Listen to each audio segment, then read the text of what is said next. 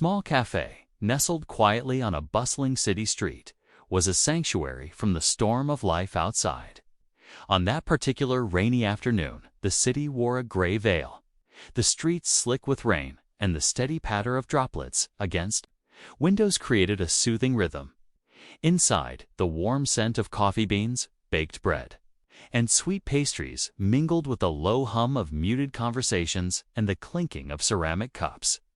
Behind the counter stood Maya, a waitress with a worn blue apron tied loosely around her waist and tired eyes that held both kindness and quiet endurance. Years of long shifts had left their mark on her gentle wariness that clung to her frame like a second skin.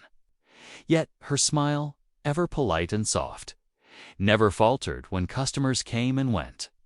She had learned early that the world didn't often pause for the dreams or pains of a girl like her. Maya's story was stitched together with fragments pieces of a life she barely understood. She was adopted, yes, but beyond that fact, the details of her past were shrouded in mystery. Her adoptive parents, loving but reserved, had never spoken of where she truly came from, and Maya had long accepted the silence as a part of her life. She carried questions in her heart, ones she was too afraid to voice. Who were her birth parents? Why had she been left behind? And, most hauntingly, where did she truly belong? Her childhood had been marked by contrasts: love from her adoptive family, but also the cold pang of unanswered questions. A modest home filled with care, yet a void where her history should have been. School was another world of struggle. Maya's accent, different from those around her, set her apart. She often felt like an outsider, peering in the invisible thread that tied her to the others, always frank. Yet, despite the obstacles, Maya was resilient. She worked hard, picking up shifts at the cafe to help support her family. Her days blended into a cycle of preparation, service, and quiet moments of solitude behind the counter. The cafe was her refuge, a place where her thoughts could wander and her voice could find brief solace in the melodies she hummed while working. One rainy afternoon, as Maya arranged fresh pastries behind the counter, the cafe door chimed softly. A man stepped inside, his presence commanding yet understated. He wore a tailored navy suit, polished shoes, and carried himself with the air of someone accustomed to being in control. But it was his eyes that captured Maya's attention, deep, searching, and strangely familiar. Their eyes met for a fleeting moment, and something unspoken passed between them. The man approached the counter slowly, his steps measured, as if weighing each one with purpose. He spoke to Maya, his voice calm yet carrying an urgency that stirred something within her. He mentioned her accent, how it struck a chord of recognition deep inside him. The words felt like ripples across a still lake, unsettling and awakening hidden depths. Maya, cautious but intrigued, listened as the man introduced himself as Alexander Westwood. He revealed he was searching for someone with a voice like hers. He spoke of a lost past, a missing piece of his life that had haunted him for years. Something inside Maya shifted, a door cracked open to a past she had long buried. She agreed to meet Alexander in a quieter corner of the cafe, where the noise dimmed and the world felt smaller. There, Alexander played a recording, a lullaby Maya had once sung as a child, a song passed down from a mother she never truly knew. The melody filled the air like a fragile thread weaving together two lives long separated. Tears welled in Maya's eyes as the memories flooded back, the warmth of a mother's love. Now distant, but never forgotten, Alexander told her the truth. He was her father, a man who had lost his daughter as a baby amid tragedy and confusion. The pain of separation had shaped his life, and for years he had searched relentlessly for the child he believed was lost forever.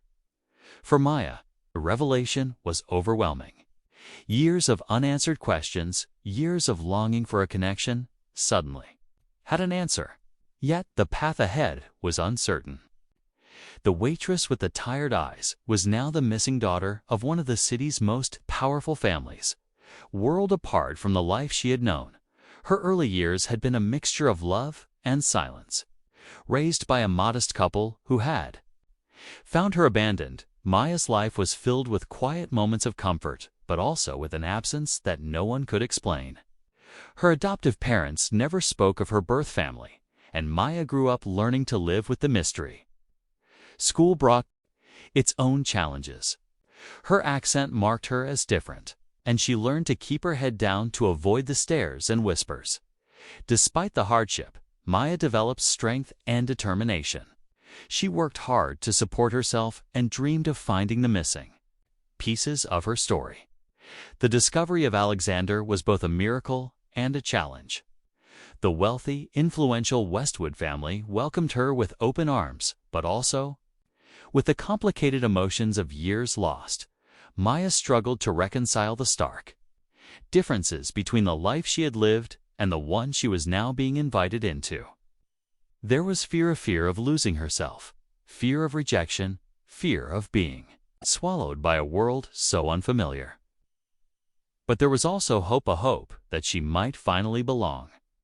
Alexander, too, grappled with his own regrets and hopes.